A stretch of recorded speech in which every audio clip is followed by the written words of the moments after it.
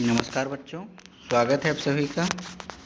अब तक हम लोग प्रश्नावली 4.1 का पहला वाला प्रश्न को हल कर चुके हैं, है ना। इसमें जिन सवालों को मैंने आपको बनाने के लिए बोला था, दूसरा, तीसरा और पांचवा को आप उनको बना के देखे होंगे। आपको अब प्रश्न क्रमांक 2 पर यदि हम लोग बात करें तो देखिए, प्रश्न क्रमांक 2 का जो पहला सवाल आपको दिखाई दे रहा है वो प्रश्न क्रमांक पहले के 2 अलग अलग प्रश्नों को मिलाकर बनाया गया इस तरीके से दिख रहा है। जैसे आप देखेंगे कि ये एक प्रश्न है पहला, ठीक है, तो ये एक प्रश्न है और इसमें से एक हो सकता है इसको मिला दिए तो इसको, और बीच में क्या कर दिया है, प्लस कर दिया है। तो प्रश्न क्रमांक 2 का जो पहला सवाल है, आप बिल्कुल पहला सवाल जो बना है उसी के जैसे ही बनेगा। और आप क्या करेंगे, पहले एक प्रश्न को हल करेंगे, ठीक है, जैसे x धन y, ठीक है, और 2y प्लस 3x, इसको पहले हल करोगे तो आएगा आंसर 2xy प्लस 3x वर्ग प्लस 2y का वर्ग प्लस 3xy, ठीक है। और ये 3xy और 2xy मिलके 5xy हो जाएगा, ठीक है, प्लस 3x का वर्ग प्लस 2y का वर्ग। ये पहले भाग का हो गया। अब जो दूसरे को हम लोग आएगा उसी को इसमें ये प्लस करके लिख देंगे। दूसरे में क्या आएगा, देखिए 3x प्लस y और y प्लस 2x, तो 3xy प्लस 6x का वर्ग प्लस y का वर्ग प्लस 2xy और 2 और 3 मिलके फिर 5xy प्लस 6x का वर्ग प्लस y का वर्ग। अब इसके अगले क्रम में जो आया था आंसर, x वाला x से जुड़ जाएगा और y वाला y से जुड़ जाएगा, तो जो आएगा वो यही इसका क्या रहेगा, आंसर रहेगा। मैं इसको आपको जल्दी से इसलिए बता दिया, केवल हिंट दिया हूँ मैं। 3xy कैसे होगा, तो आपको पता है इस 3x का गुणा इन दोनों के साथ पहले करेंगे, उसके पश्चात इस y प्लस y का गुणा इन दोनों के साथ में करेंगे, तो 3x इंटू वाई करेंगे 3xy, 3x इंटू 2x करेंगे तो 3 दूनी 6x हो गया, और x का गुणा x से, मैंने आपको बताया था गुणांक का गुणा गुणांक से और चरांकों का गुणा चरांक से, तो जो मान आता है वो क्या हो जाता है, घात जो है आपस में जुड़ जाते हैं, ठीक। इस तरीके से आपको बनाने हैं। आप इनमें से आए और इनमें से आए दोनों मानों को अलग अलग क्या करोगे, जोड़ दोगे यदि, ठीक है, ऐड कर दोगे तो उसका जो आंसर आएगा वही इस प्रश्न का हल होगा। प्रश्न क्रमांक 2 को यदि आप देखेंगे, क्या लिखा है, 2x, देखिए 2x माइनस 1/2 और फिर लिखा है 3x/2 माइनस 1/4, ये है, ठीक।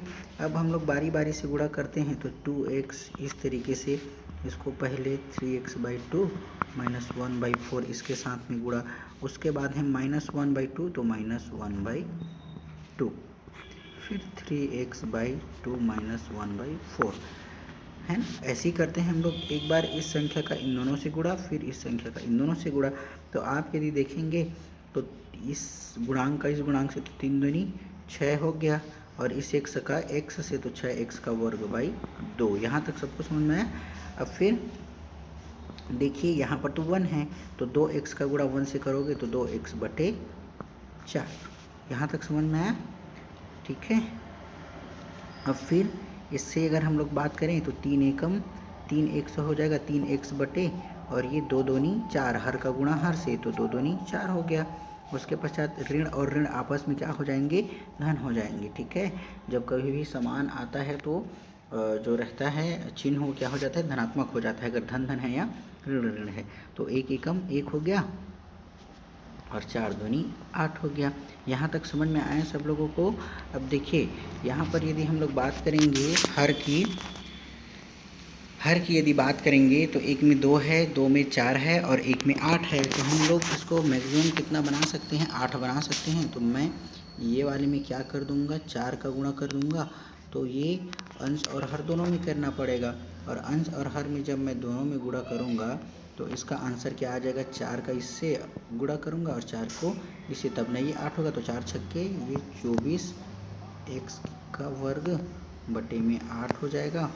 ऋण इसमें यदि मैं 2 का करूँगा तो 2 का अंश में भी, इसमें भी और इसमें, तो 2 दूनी 4x हो गया, और 2 दूनी 4x और 2 चौके 8। ठीक है, फिर माइनस लिखा है तो माइनस लिख दिए। अब ये फिर इसमें 2 का, तो 3 दूनी 6x बटे 8 प्लस 1 बटे 8। ठीक है, यहाँ तक समझ में आया। अब देखिए इसका आंसर को आप क्या कर सकते हैं।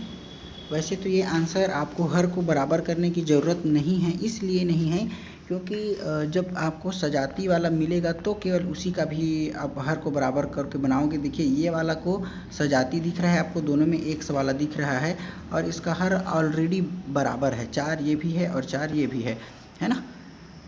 तो इसको यदि आप लोग हर को बराबर करने वाले रूप में यदि रखोगे तो ये कुछ इस तरीके से बनेगा। और ये वाला जो मान है, ये जो मान है वो क्या हो जाएगा, ये मान तो समान है इसमें से, है ना, बराबर दिख रहा है। ये भी x वाला और ये भी x वाला, ये दोनों ऋणात्मक है, तो आपस में क्या हो जाएंगे, जुड़ जाएंगे। तो 6 और 4 10x बटे 8 धन 1 बटे 8 और 24x का वर्ग बटे 8। अब इसको आप फिर तोड़ोगे, देखिए मैं आपको बताया था ये यदि हर बराबर है तब की स्थिति में है, और फिर तोड़ोगे तो देखिए यहीं पर से आप तोड़ सकते थे। 8 एकम 8 और 8 दिया 24, तो 3x का वर्ग और 2 चौके 8 और 2 पंचे 10, 5x/4 और 1/8। तो इसका आंसर क्या आ जाएगा, 3x का वर्ग, 3x का वर्ग हो जाएगा ये, माइनस 5x बटे 4 प्लस 1/8, ये इसका आंसर हो जाएगा बच्चों। ठीक है, तो इस तरीके से आपको ये वाला प्रश्न हल करना है। आपको यदि प्रश्न में दिया गया है इस तरीके से यदि सजाती है तो ही हर को बराबर कीजिए, अन्यथा उसको बराबर करने की ज़रूरत नहीं है। ठीक है, प्रश्न क्रमांक 3 पर यदि आप बात करेंगे तो क्या दिया है, x का वर्ग धन y का वर्ग, x का वर्ग धन y का वर्ग और 3x ऋण 5y ये दिया है। तो पहले आप x का वर्ग करोगे, इसका गुणा इन दोनों के साथ, तो 3x ऋण 5y और फिर प्लस y का वर्ग 3x ऋण 5y। समझ में आया। तो अब इसका गुणा देखिए, इसका गुणांक कुछ नहीं मतलब क्या है, 1 है, तो 3 एकम 3 और x, ये एक x और ये दूसरा, तो इस यहाँ पर 2 लगा है और यहाँ पर कुछ नहीं मतलब 1 है, तो 2 और 1 3, तो 3x की घात 3। अब ऋण 5 एकम 5, x का वर्ग है और ये है y, फिर 3 एकम कुछ नहीं मतलब 1 है यहाँ पर, तो 3 एकम 3 और x y का वर्ग, और ये दोनों धनात्मक है इसलिए ये भी धन। अब ये ऋणात्मक हो जाएगा क्योंकि ये अलग अलग है, 5 एकम 5 और y की घात देखिए यहाँ पर 2 है और यहाँ पर 1 है, तो y की घात 3। अब देखिए तीनों मान इसमें क्या है, ये वाला भी अलग चर राशि है, ये चर अलग है, ये अलग है और ये अलग है, तो यही इसका जो आप लोग क्या करोगे, पहला वाला जैसे हमने किया, x का वर्ग 3x ऋण 5y प्लस y का वर्ग 3x ऋण 5y, तो आपको समझ में आ गया होगा, इसका आंसर यही होगा फिर, है ना। अब जैसे चौथे प्रश्न पर यदि हम लोग बात करेंगे तो चौथे प्रश्न में क्या होगा, इसका आंसर यही होगा, है ना। चौथे प्रश्न पर यदि हम लोग बात करेंगे a धन b और a धन b, तो बहुत ही सिंपल कॉन्सेप्ट है, a धन b और a धन b क्या हो जाएगा, देखिए a को हमने लिखा ये वाले a को और फिर इससे गुणा a धन b, फिर ये वाले धन b को लिखा तो धन b। यहाँ पर आप यदि माइनस लिखा रहता इस जगह में, जैसे इस जगह में, तो हम उसको यहाँ पर माइनस लेते, ठीक है। ए धन बी। अब देखें ए का गुणा ए से, तो यहाँ पर यहाँ पर एक ए, तो ए की घात 2। ठीक है, ए का गुणा बी से तो ए बी, धन बी का गुणा ए से तो बी ए धन बी का, तो ये 1 और ये 1, तो बी की घात 2। अब देखिए b इंटू ए है, उसको मैं a इंटू बी लिख सकता हूँ। क्यों लिख सकता हूँ? देखिए यदि मैं 2 गुणा 3 बराबर लिखता हूँ तो कितना आता है मेरे पास? 6 आता है। तो मैं इसी को 3 गुणा 2 करूँगा तो भी कितना आएगा? 6 ही आएगा। क्रम विनिमय नियम, ठीक है। तो मैं इसको क्या कर सकता हूँ?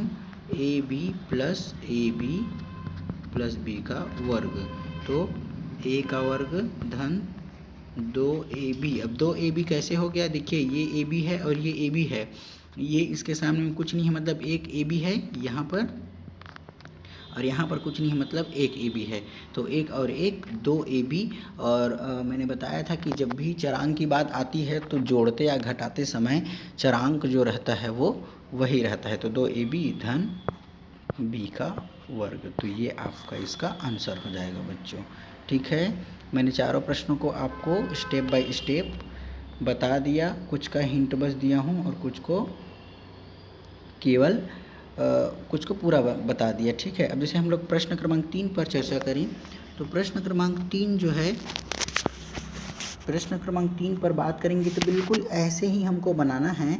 और क्या बोला गया है कि नीचे दिए गए मान के लिए आपको सत्यापन करना है। तो देखिए प्रश्न क्रमांक 3, x धन y और 3y धन 4x का आपस में गुणा कीजिए एवं नीचे दिए गए मानों के लिए सत्यापन कीजिए। तो हमें आपस में जैसे हमने पहला प्रश्न बनाया, दूसरा प्रश्न बनाया, वैसे ही क्या करना है, इसको भी गुणा करना है। और गुणा करने के पश्चात x के जगह हमें 2 रखना है और y के जगह में ऋण 1। और यदि इसका मान 0 आ जाता है इसको रखने के पश्चात, तब हम कहेंगे कि यह जो समीकरण या गुणा जो हुआ है वो x बराबर 2 और y बराबर ऋण 1 के लिए सत्य होता है। तो देखिए प्रश्न क्रमांक 3, ठीक है, क्या लिखा है? x धन y और 3y धन 4x, x धन y और 3y धन 4x। तो हम फिर वैसी x इसका गुणा 3y धन 4x के साथ, फिर ये प्लस y है तो प्लस y 3y धन 4x। तो ये 3 यहाँ पर कुछ नहीं है, मतलब 1 है, तो 3 एकम 3 और x y धन 4 एकम 4। और देखिए यहाँ पर 1 4 ये है, 1 x ये है, तो x की घात 2 हो गए। याद रखना चरांक में परिवर्तन केवल गुणा या भाग की स्थिति में होता है, वो भी उसके घात में। ठीक है, घातांक में होता है, घातांक में ही कमी या वृद्धि होगी। और जोड़ने या घटाने के समय में चरांक जो रहता है वो वही रहता है। ठीक है, तो ये यहाँ तक समझ में आया।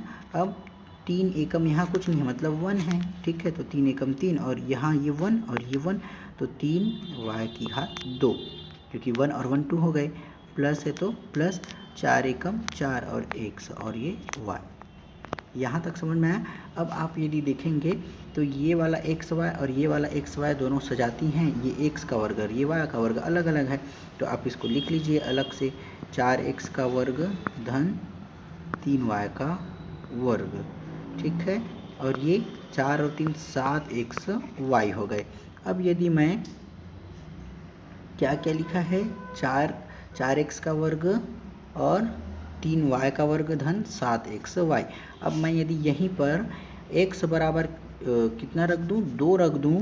देखिए x बराबर 2 दिया है और y बराबर ऋण 1 दिया है, तो मैं यहीं पर x बराबर 2 रख दूं। ये देखिए 4, x बराबर यदि मैं 2 रखूँगा तो देखिए कोष्ठक के बाहर में मैं क्या लगाऊंगा, घात लगाऊंगा 2, ये प्लस y बराबर कितना रखना है, ऋण 1 रखना है, तो मैंने ऋण 1 रख दिया। फिर वैसे ही 7 और ये गुणा 2 और गुणा में ऋण 1। ठीक है, ऋण 1।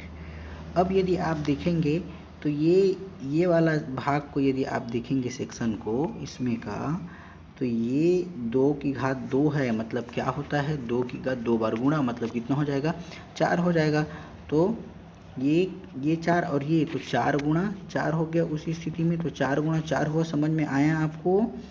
2 की घात 2 मतलब 4, तो ये वाला 4 हो गया, और ऑलरेडी एक 4 है तो ये 4 प्लस, अब देखिए 3 का गुणा 1 से करोगे तो कितना आ जाएगा, ऋण 3 हो जाएगा ऋण 1 से करोगे तो, और 7 दूनी 14 हो जाएगा, और 14 के बाद फिर 1 से गुणा करोगे तो 14 एकम 14, और ये एक क्या है ऋणात्मक है, इसलिए ऋण 14। ठीक है, समझ में आया। तो ये कितना हो जाएगा, 4 चौक 16, 2 दूनी 4 और 4 चौक 16, तो इसका मान आ गया 16। और एक जो है 3y का वर्ग, देखिए यहाँ पर 3y का वर्ग जो लिखा है इसको मैं लिखना भूल गया, ये y का वर्ग यहाँ पर भी लगा है। और जब भी आपने एक ऋणात्मक वाला सूत्र में पढ़े हैं कि -1 के पावर में यदि घात जो है सम संख्या लगा है तो हम लोगों का मान क्या आता है, धनात्मक, तो उस स्थिति में ये क्या हो जाएगा, धन हो जाएगा। तो 4 चौक 16 धन 3, 16 धन 3, और ये कितना हो जाएगा 7 दूनी 14 और ऋण 14 एकम 14 ऋण 14। तो देखिए ये तो समान है, तो 16 और 3 19, और 19 में 14 गया तो बच गया 5। यहाँ पर हम लोगों का मान शून्य आया क्या, नहीं आया। तो जब हम लोगों का मान शून्य नहीं आया तो हम लोग क्या बोलेंगे कि ये जो मान है x और y का दिया गया मान है इस समीकरण के लिए सत्य नहीं है, अर्थात ये इनके लिए सत्यापित नहीं होता है। समझ में आया सब लोगों को। तो देखिए एक बार और अच्छे से आप समझ लीजिए इसको, हमने क्या क्या किया, उसके पश्चात आपको इसका जो दूसरा प्रश्न है उस दूसरा प्रश्न को आप बनाओगे। ठीक है, क्या क्या किया हमने, x धन y और 3y प्लस 4x, ऐसा आपके प्रश्न में दिया है। अब हमने क्या किया, x का गुणा 3y धन 4x से प्लस y का गुणा 3y धन 4x से, तो 3xy धन 4x का वर्ग हो गया, और 3y का वर्ग धन 4xy, फिर हो गया 4x का वर्ग धन 3y का वर्ग धन 4 और 3 7xy। अब हमने क्या किया, इसी स्थान पर x की जगह में 2 और y की जगह में ऋण 1 रख दिया, तो x की जगह में 2 रख दिए तो 2 दूनी 4 हो गया, तो 4 चौक 16 बन गया, और y की जगह में हमने क्या रखा, ऋण 1 रखा, और उसके घात में हम लोग जब लगाए तो 3 एक वो धनात्मक हो गया, तो 3 एकम 3 हो गया। और जब हमने 7 को 2 से गुणा किया तो 7 दूनी 14 और 14 एकम 14, तो ये ऋण 14। तो 16 3 19 और 19 में 14 गया तो 5। आंसर यदि 0 आता तब हम लोग कहते कि ये जो दिया गया मान है वो क्या है, सत्य है। जैसे आप इसी के दूसरे प्रश्न पर यदि बात करेंगे, क्या आया था हम लोग के पास, 4x का वर्ग धन 3x का वर्ग धन 7xy। अब यदि मैं यहाँ पर x के जगह में 1 रख दूँ, ये देखिए मैंने 1 रख दिया, धन y के जगह में यदि मैं 0 रख दूँ 3, y के जगह में 0 का वर्ग धन 7 गुणा 1 गुणा 0, तो आप ये देखें यहाँ पर 4, ये तो 1 हो जाएगा 4 एकम, और ये पूरा 0 और ये भी 0, तो ये हो गया 4।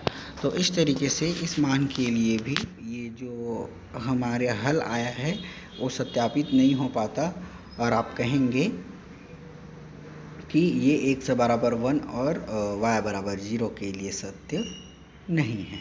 ठीक है, और यदि 0 आ जाता है तब उस कंडीशन में आप कहोगे कि ये सत्य है। इस तरीके से अगर हम लोग अब इसके आगे भाग के बारे में पढ़ने वाले हैं कि भाग किस तरीके से दिया जाता है।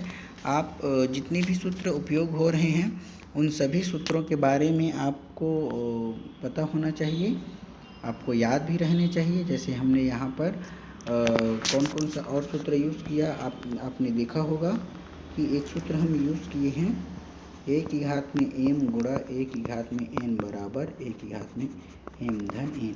ये कौन सा का है, ये एक्स गुणा एक्स यदि हम लोग करेंगे तो इसके पावर में एक है और इसके पावर में एक है, कुछ नहीं मतलब एक है, तो ये और ये आपस में जुड़ गए तो एक्स की घात में 2 हो गए। बिल्कुल इसी क्रम में यदि मैं इसके यदि 3 लिख दूं और ये क्या है 2 है, तो उस स्थिति में एक्स की घात 3 धन 2 बराबर एक्स की घात 5 हो जाएगा। समझ में आया? तो इस सूत्र का हमने यूज़ किया अभी प्रश्नावली 4.1 में। अब हम लोग आगे सूत्र यूज़ करने वाले हैं ए की घात में एम भागित ए की घात में ए की घात में एन बराबर ए की घात में एम ऋण एन। समझ में आया ना ये? तो इसी सूत्र को हम लोग अगले भाग में यूज़ करेंगे और आपको इन सूत्रों के बारे में अच्छे से जानकारी होनी चाहिए, आपको याद भी रहनी चाहिए ताकि किसी भी प्रकार की समस्या नहीं हो। जो सवाल मैं आपको होमवर्क के लिए दिया हूँ आप उनको ज़रूर बनाइए, समझ में ना आए तो पूछें ज़रूर। ठीक है, थैंक यू।